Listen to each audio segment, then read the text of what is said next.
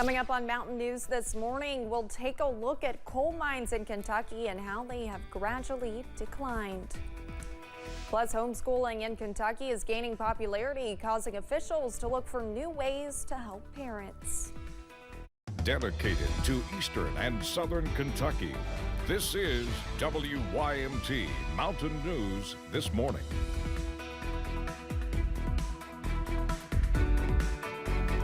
Good morning, I'm Olivia Calfee. The time is 6 a.m. on November 3rd. Now let's check in with Chief Forecaster Brandon Robinson for a look at your forecast this Friday morning.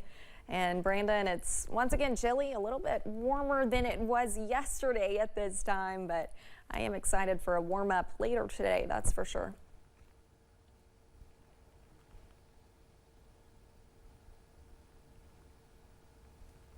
Through the weekend, so hang in there.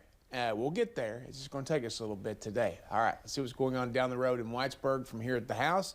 And you see not too much, maybe just a little patchy frost out there. It is 38 in Whitesburg, so maybe not too much here, but there are some spots out there that are in the 20s. Like, let's see, we got 23 over at Jonesville this morning, 24 at Clintwood. Who else is in the 20s? 25 Grundy, 26 Manchester, 28 Irvin, 27 Williamsburg, Middlesboro, and Jacksboro.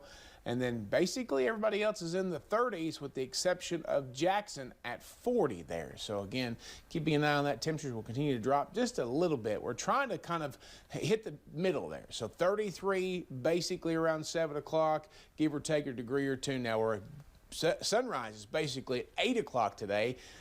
Could be a little colder a little bit past 7 o'clock. Usually that's our coldest part of the day, but we're going to increase our temperatures real fast with the sunshine this afternoon, topping out in the low to mid 60s a little bit later today. Olivia?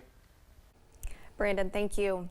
The number of coal mines in Kentucky is on the decline. The state's Division of Mine Safety data shows that in 2008, there were 625 licensed mines, including the one in Martin County. In 2023, there are just 129 in the state. Julia Sandor spoke to one expert in mining about what happens when abandoned mines are closed. I coined a term one time in an article I wrote called "a mine is a terrible thing to waste." Steve Gardner says the country was built on the backs of coal miners.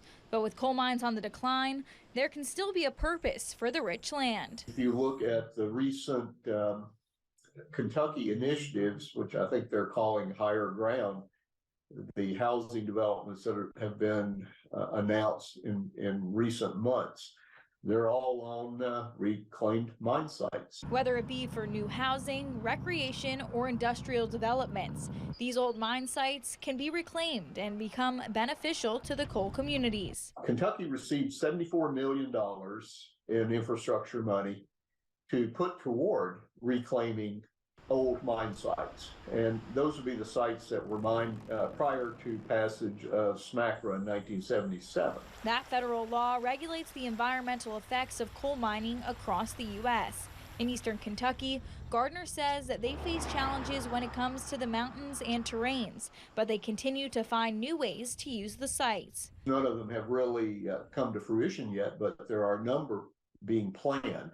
And that's, in my opinion, a great use for those areas. Gardner has worked around the mining and engineering industry since 1975 and says while mining has a reputation of being unsafe, over the years they've learned to make it safer.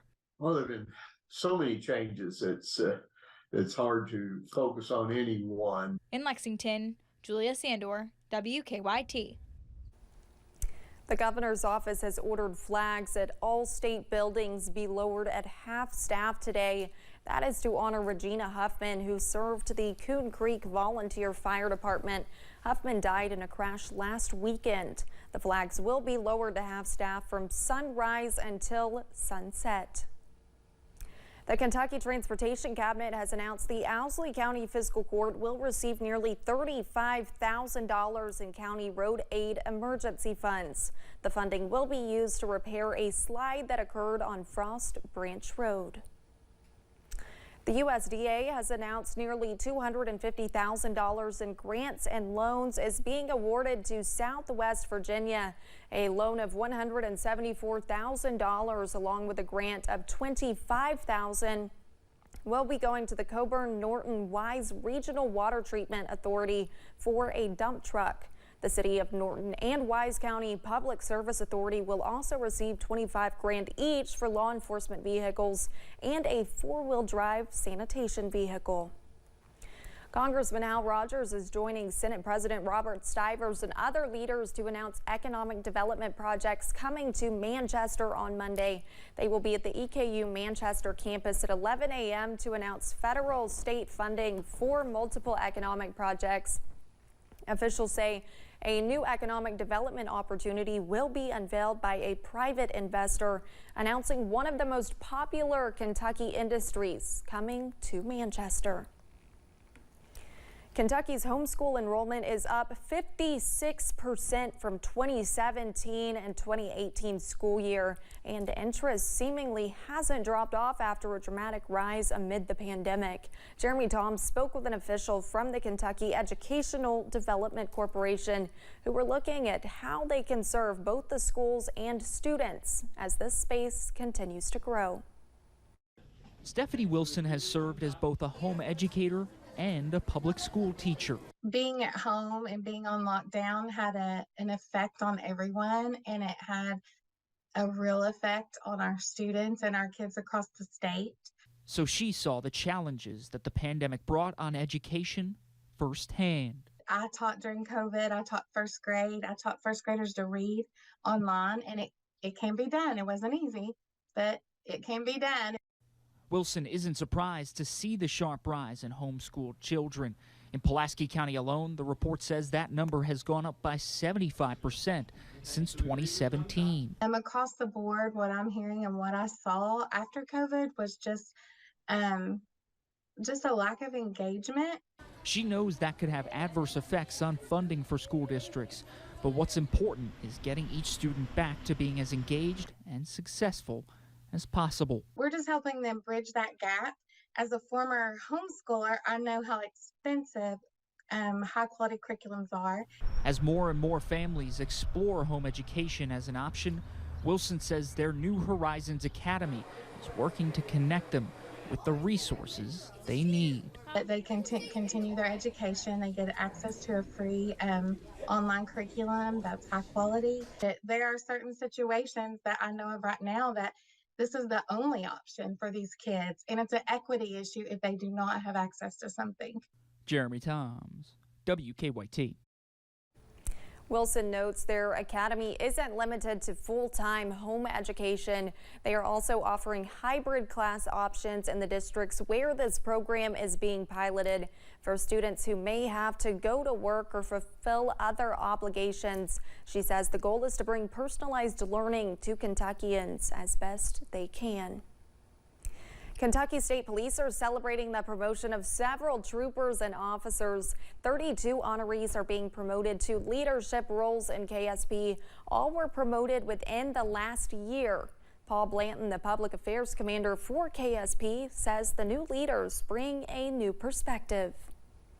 For the agency, it gives us a chance for new leadership to step forward at the post level as well as at the command level at headquarters, and it gives us an opportunity to promote someone that's been in the field.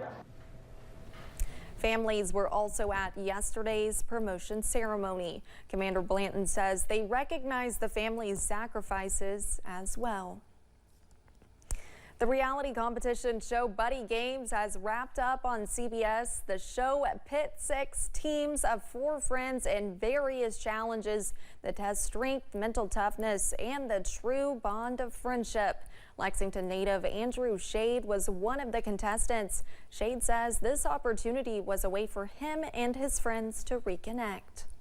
Like most adults, you kind of move away and lose touch with your friends. This was like the perfect opportunity for us just to reconnect, go do the goofiest thing you could ever imagine. And it was just like reminded us of being younger together and like the fun things that we used to do. I feel like you're never too young or never too old to have adventures. Shade and his team, Team Pride, finished in 3rd.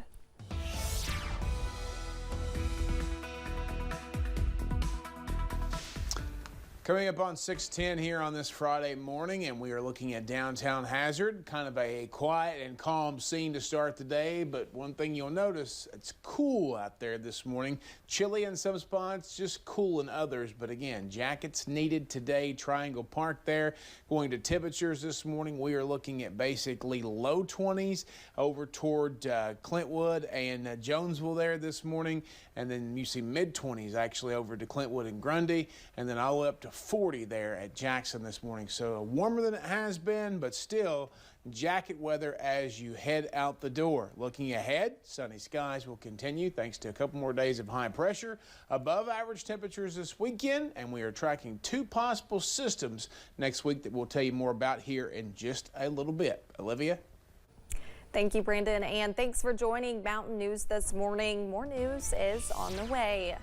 Coming up, Secretary of State Antony Blinken is in the Middle East as more Americans flee Gaza.